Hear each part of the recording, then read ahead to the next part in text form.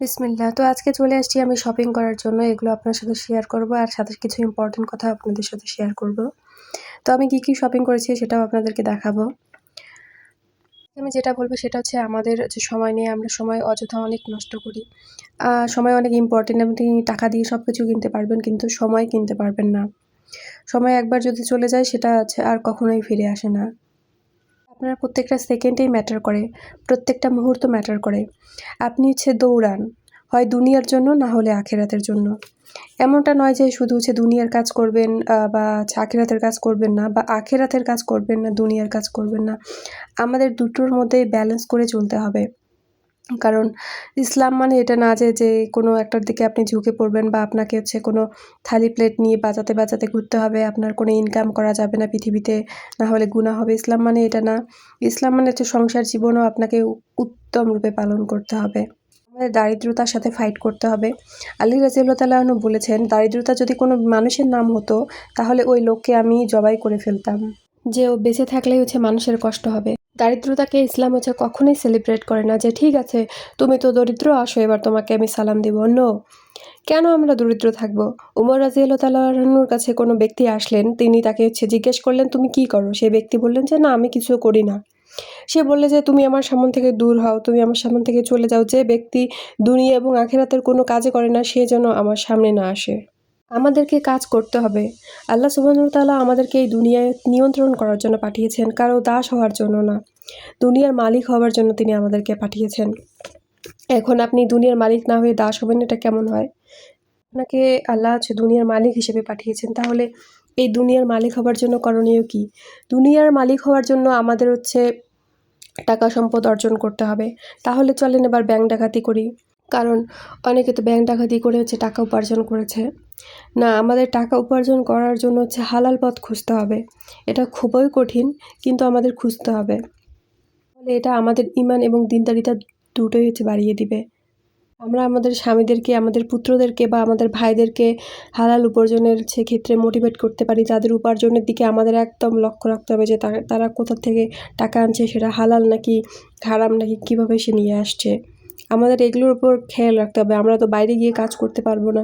তাদেরকে আমাদের মেইন কাজ আমাদের বাড়ির পুরুষদেরকে তাদেরকে মোটিভেট করা, তাদের খাওয়া দাওয়ার, তাদের যত্ন করা, তাদের পোশাক আশাক তারা কী চায়, তাদের জিনিসের, নাকি আমরা অলসতা করে সারাদিন শুয়ে শুয়ে কাটিয়ে দিব, বা সকালে উঠে তারা কাজে চলে যাবে, আমরা তাদের কি খেলো কি না কিছু তাদের খাওয়ার কোনো আমরা খেয়ালে রাখলাম না।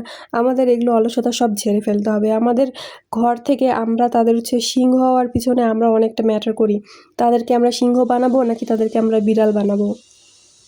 তো আমরা যদি তাদেরকে পাওয়ার দেয় বাড়ি থেকে, তারা রুমে ক্লান্ত হয়ে আসার সাথে সাথে যদি আমরা ঝগড়া শুরু করে দেই, হ্যাঁ, সাংসারিক জীবনে প্রবলেম হবে আমি জানি, কিন্তু সেটাকে সুন্দর করে আমাদেরকে ভালো সময়ে প্রেজেন্ট করতে হবে। কারো যদি কাজ থেকে আসে মাথা গরম থাকে, সে তো আপনার কথা শুনবেই না, উপর বরং আপনার উপর চিল্লাই দিবে।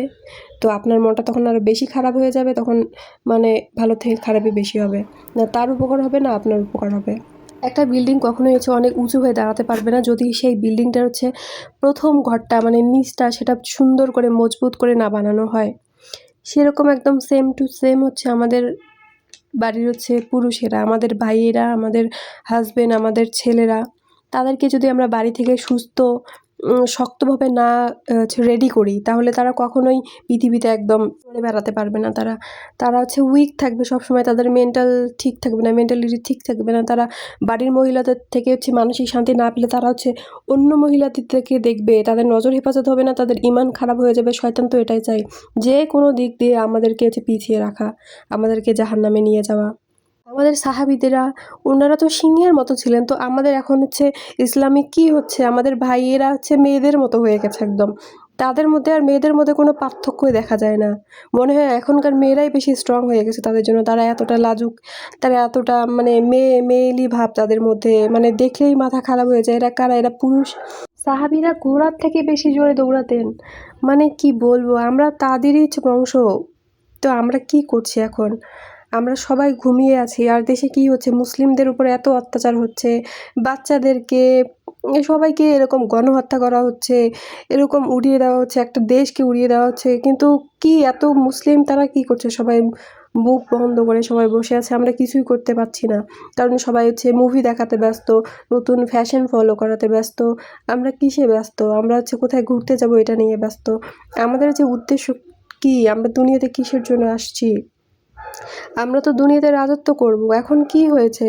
আমাদের হচ্ছে আগের ইতিহাসগুলো পড়বেন, বেশিরভাগ রাজা ওরা কত মানে সবকিছু দখল করেছিলেন আর সবাই ছিলেন একদম মুসলিম। এখন কি মুসলিম আছে বলুন তো? ক্ষমতায় আছে তারা, মুসলিমরা কোথাও নেই। মোদি তো আমাদেরকে মানে শেষ করে দিয়েছে। কি যে করবে ও শুধু সারা দিনরাত দেশের উন্নতি বাদ দিয়ে শুধু সারা দিনরাত হিন্দু মুসলিমকে একসাথে ঝগড়া লাগিয়ে দিচ্ছে। ওর কাজই হচ্ছে এটা।